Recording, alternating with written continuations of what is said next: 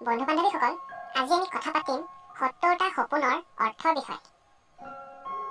বন্ধু বান্ধৱীসকল, বেছিভাগ সপোন আমি দিনত যি ভাবি থাকোঁ ৰাতি তাকে দেখোঁ।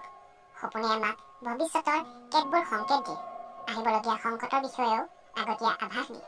কিন্তু আমি বহু সপোনৰ অৰ্থ বুজিব নোৱাৰোঁ।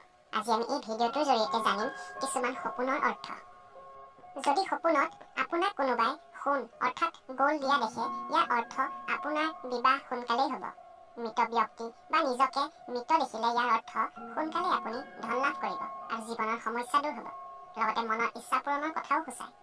সপোনত যদি নিজে উৰি থকা দেখে, ইয়াৰ অৰ্থ আপুনি কোনো যাত্ৰাত যাব পাৰে আৰু এই যাত্ৰা আপোনাৰ বাবে সুফলদায়ক হ'ব।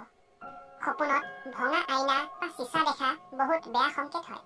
আপোনাৰ জীৱনত কোনো বেয়া ঘটনা ঘটিব পাৰে বা কোনো আত্মীয়ৰ মৃত্যুৰ খবৰ পাব পাৰে। যদি আপুনি ঘৰৰ দৰ্জা বা আন দৰ্জা খোলা দেখে, তেন্তে ইয়াৰ অৰ্থ আপোনাৰ নতুন বন্ধুত্ব গঢ় লৈ উঠিব পাৰে। জ্বলি থকা বন্তি দেখাৰ অৰ্থ হ'ল আপোনাৰ আয়ুস বৃদ্ধি হোৱা। বিবাহ দেখাৰ অৰ্থ হ'ল কামৰ বোজাৰ পৰা ৰেহাই পোৱা। ধোঁৱা দেখাৰ অৰ্থ হ'ল বেপাৰ বাণিজ্যত হানি হ'ব আৰু নিজে পূজা পাঠ কৰি থকা দেখিলে ইয়াৰ অৰ্থ হ'ল অতি সোনকালে আপোনাৰ সকলো সমস্যা সমাপ্ত হৈ যাব। জেঠী যদি সপোনত দেখে, ইয়াৰ অৰ্থ হ'ল কোনো দুৰ্ঘটনা বা হানি হ'ব পাৰে। সাপ দেখিলে সুখৰ খবৰ অৰ্থাৎ কোনো গুড নিউজ অহাৰ সংকেত বুলি মনা হয়। কুকুৰ দেখাৰ অৰ্থ হ'ল কোনো পুৰণি বন্ধু আপুনি লগ পাব পাৰে। আনহাতে মেকুৰী দেখিলে আপোনাৰ কাৰোবাৰ লগত কাজিয়া হ'ব পাৰে।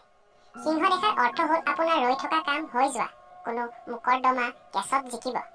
সপোনত কোনো আত্মীয়ক দেখা বা আপোনাৰ ঘৰলৈ কোনোবা অহা দেখাৰ অৰ্থ হ'ল আপুনি কোনো ভাল সুযোগ পাব পাৰে।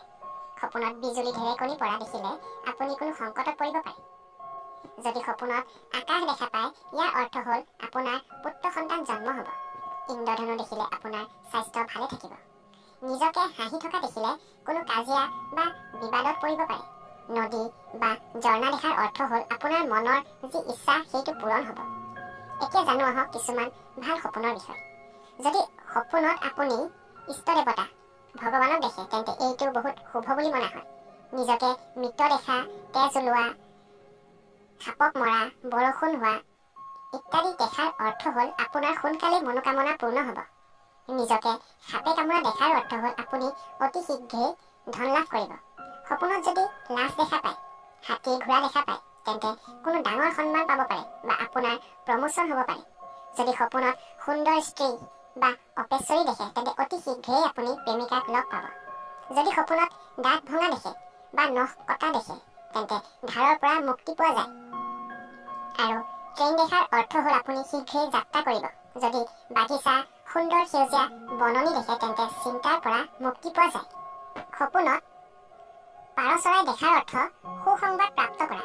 যদি সপোনত কোনো হেৰুৱা বস্তু ঘূৰাই পোৱা দেখে, তেন্তে আপোনাৰ জীৱনলৈ সুখ আহি আছে। নিজকে পৰ্বতত বগোৱা দেখিলে সফলতা সোনকালেই প্ৰাপ্ত কৰিব।